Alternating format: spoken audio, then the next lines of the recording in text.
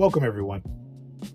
In this video, I wanted to talk about a lens that I've been interested in for a number of years. I had an alternative to it, so I haven't really been pressed to try to buy it. But on the telephoto front, what I use on my day-to-day is the Sony A7C II with the 28 to 70 millimeter f2. I have that paired on with the Canon 135 millimeter f2, so I get double the focal length, and I think 28 to 135 millimeters on a base. Full frame is pretty good. What we have here from Lens Rental, and it's not a sponsored review, is the Sony 135 millimeter f1.8. I've been interested in this lens, and the prices fluctuated over years in the used market, but what I wasn't certain about is how much more performance would I get out of this particular lens compared to Canon 135. And this is like pretty much an ancient lens, but it has good autofocus when adapted to the Sony using the Sigma MC11 adapter. So I've been pretty happy with this. I've had this lens for a very long time. I used it when I was had a Canon 6D.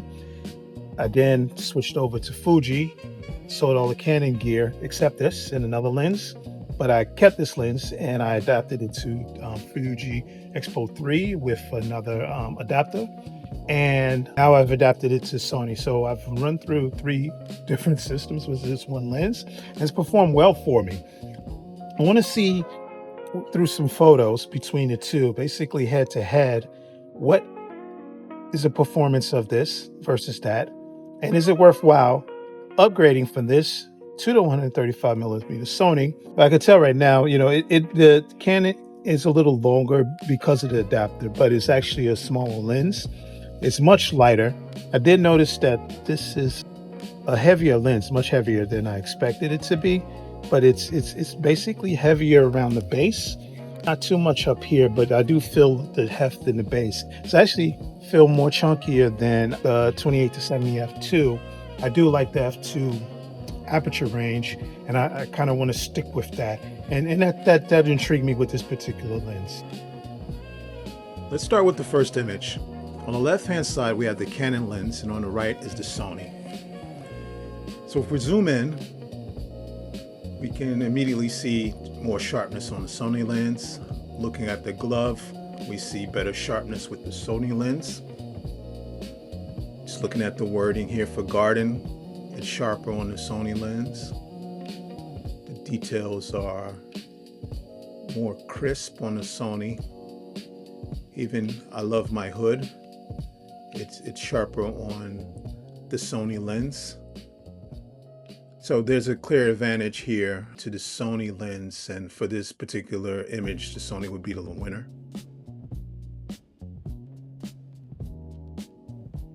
In the next image, again on the left hand side we have this Canon, and on the right is the Sony. And let's zoom in. Well, immediately we see that the Swan is sharper on the Sony lens. Additionally, see more details here. Looking at the artist signature, it's sharper on the Sony lens as well. You see more contrast here. Looking at the face, it's a lot sharper on the Sony lens compared to the Canon. More details, a lot more contrast on the Sony lens. Even looking down here at the police box, it's a little sharper there as well. Here's my favorite car. Porsche 911. On the left hand side is the Canon, on the right is the Sony. Let's zoom in. I'm not seeing any differences between these two images so far, despite the better contrast on the Sony. They have similar sharpness and clarity. So for this one, I'm going to call it a draw. In this image, again, on the left is the Canon, and on the right is the Sony. Let's zoom in. We see better sharpness on the Sony again.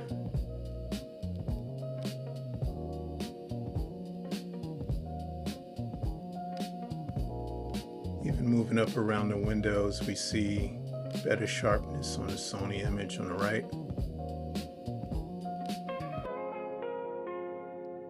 Same on top, better sharpness with the Sony. Let's zoom in 200%. Yeah, the superior performance holds on with the Sony. From a landscape perspective, I can't really see a difference, like you really need to pixel peep, but they're both very fine images and the advantage goes to Sony. Another landscape shot here. On the left is the Canon, on the right is the Sony. Let's zoom in. Despite the chromatic aberration on the Canon image, I actually prefer it over the Sony image. The Sony image is definitely sharper, but I think the Canon renders a little better. Let's look at the fight results. With the winner of 3 rounds, a draw of 1 round, and a loss of 1 round, the overall winner is the Sony 135mm f1.8 G Master lens. To support the win, the Sony is a native lens. It has sharper images, better contrast, faster autofocus, and it manages chromatic aberration better. The Canon is no slouch, however. It's a DSLR legend. It's a lighter weight lens, has very good sharp images, and it's a lower cost, so I would actually save money by not actually needing to sell it and buy a Sony lens. So I'm definitely going to upgrade from the Canon. It's a tremendous upgrade. My only concern is that this is a 7-year-old lens. It came out in 2019. I have a collection of lenses that are currently on sale, showing up in Google Shopping.